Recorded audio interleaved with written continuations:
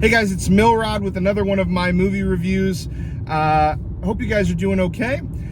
Just got out of the theater and saw Mutiny, Jason Statham, Annabelle Wallis. This movie was a lot, I think, better than I thought it was going to be. I was expecting a kind of a normal Jason Statham action movie, and to a certain extent it was that, right? It was, he sneaks on a ship and kills a bunch of people. But I thought kind of the backstory for this one and the way things happened, I thought it was a little bit better on the story side than I thought it would be, and I think it gets points for that here. In the movie, Jason Statham is the lead security guard for a very wealthy business owner and his family, and that business owner runs a shipping company.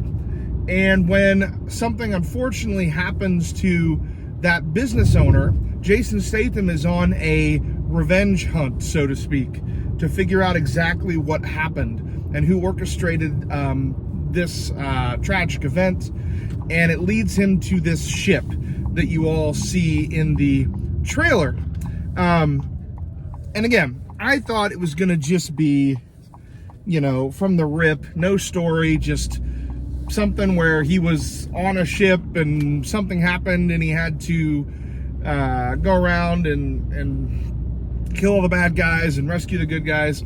But honestly, the story here was pretty good. It actually had some emotion. There was parts of the movie where Jason Statham actually was a little bit vulnerable. Now, was it awkward? I think so. I thought it was. He's just not really... he's just not really made for that type of emotion. He is a super spy character.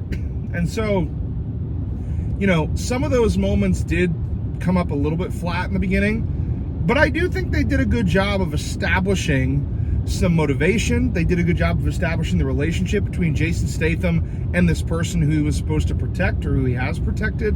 So there was that. And so when this tragic event happened, you really did feel for Jason Statham's character. You really did kind of want him to avenge this person who he was protecting. There's also a backstory on Jason Statham regarding how he lost his father, and that's a large part in this. And so I think that kind of ties into why he's so eager to avenge his fallen friend here. And so again, I don't want to spoil too much. I think, with a Jason Statham action movie, there's only so much you can spoil. We all kind of understand what's going to happen here. Annabelle Wallis, I think she plays a good part here. It's interesting. She plays a good part, but she's not on screen maybe as much as I'd want her to be a main character in this movie. She's a good sidekick, so to speak, to Jason Statham's character. She adds a little bit more humanity to him. I think the film wanted to portray Jason Statham as being more than just this revenge-hungry person. They wanted to portray him as someone who really cared about humanity and wanted to help people in this case and help the family. And so I think Annabelle Wallis provides more of that kind of soft tenderness, so to speak, in pairing with Jason Statham's kind of brutality. So I thought that worked pretty well, but I would have liked to see her on screen a little more for her to be, a major part of this. I think, you see her do some major things in the story kind of in the first half of the film, but then the second half of the film to the second third of the film, or the last third of the film, is very, very much Jason Statham. And as it should be, right? I mean, he's the main character. He is seeking revenge. And I enjoyed it. Again, I didn't expect a whole lot out of it. Went to the theater just kind of wanting to kind of chill and have some popcorn and just, see a movie that I didn't expect any story from, didn't expect really anything good out of. Just thought it'd be an interesting watch on a Saturday afternoon, and I actually enjoyed it. Last week was kind of the reverse for me, where I saw End of Oak Street, and that movie disappointed me. I thought it was going to be something, and it wasn't. Okay, and that was disappointing to leave the theater knowing that, and also not even wanting to stay in the theater watching End of Oak Street.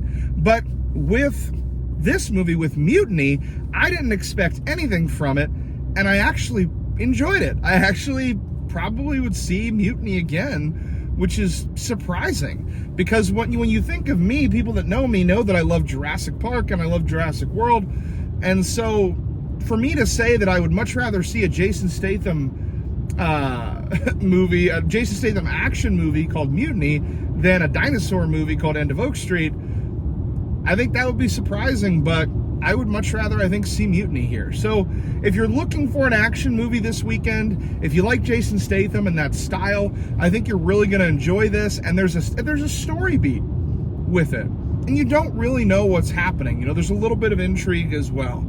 Now, let me get to a few negative pieces, some things that I think the film could do better. Number one, the screenplay, the writing. I mean, it's a Jason Statham action movie. I thought there was a lot of dialogue in this movie that was awkward, that was like when the characters are talking, it's like, hello, how are you? I am good. Hello, I am good too. Thank you for saying, like, it was very, very robotic in a lot of the dialogue, which, again, you're not coming to this movie for amazing dialogue. You're coming to this movie to watch Jason Statham beat the crap out of all these bad guys, right? But just like I talk about with other movies, in that, you know, a movie should be a story, it should be a screenplay, it should be visuals, it should be action. This movie's writing could be improved, I think, and some of the performances, particularly by some of the minor actors, I think were very, very rote, very, very forced, and, you know, just kind of awkward. So some of the dialogue I thought was awkward. The other thing about the movie, and I think this might be a more egregious thing, when you go into the theater, there's going to be a warning in the very beginning of the movie that says, you know, if you are photosensitive or have, you know, any type of medical condition where flashing lights are a problem, it said that something about you may not, there may be uncomfortable parts in this movie because there is flashing lights. I don't remember seeing anything about that in a trailer. Maybe they did put it in a trailer or put it on the poster or something. I don't remember. Now, I could be wrong about that, so correct me if I'm wrong. But at the least, I think, you know, it was really kind of unfortunate, because I felt bad for if anybody in that theater did have an issue with flashing lights, because there were flashing lights in this film. But the weird thing about it is they weren't in, like, consequential moments. And I think they could have easily cut out the flashing lights parts and made it a little bit more accessible to people. So that's kind of one big thing that I'll say about the movie that I didn't like, was kind of the fact that they used this flashing light thing, technique in the movie, and it really wasn't necessary in the parts where it was. And that's going to create some situations where people have to leave the theater or not watch the film because they have a medical response to flashing lights. And so I gotta knock the film a little bit for that, because I think they could have done a better job of being accessible to people. So those are my two primary negatives to the movie, is that the dialogue is awkward, and this, you know, these flashing light scenes that don't need to be there. They didn't need to be there, and they could have made it more accessible to everybody. So let's talk about how we're gonna score the movie. You guys know my scoring system, 0 to 5. 5 being I want to go see it again right now, all the way down to 1 being a bad movie and 0 being what did we even do here. You know, recently, End of Oak Street, I think I ended up giving it a 3, but I said it was in my heart, I wanted to give it a 2 or 2.5. I was very disappointed with it. It just wasn't my cup of tea.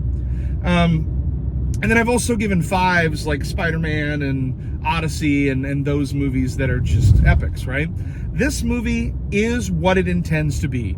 It is a Jason Statham action movie. You're going to get a lot of really cool fight scenes, a lot of really creative fight moves by Jason Statham in this. It was entertaining. It was a very entertaining movie. It was on a ship, so you got a lot of water scenes and pretty cool wide shots from the director here and from the cinematography department. So that was pretty cool. It kind of reminded me, those of you that play Call of Duty, it kind of reminded me of like if they made the map Shipment into a movie. So that was kind of interesting. I was kind of thinking about that throughout.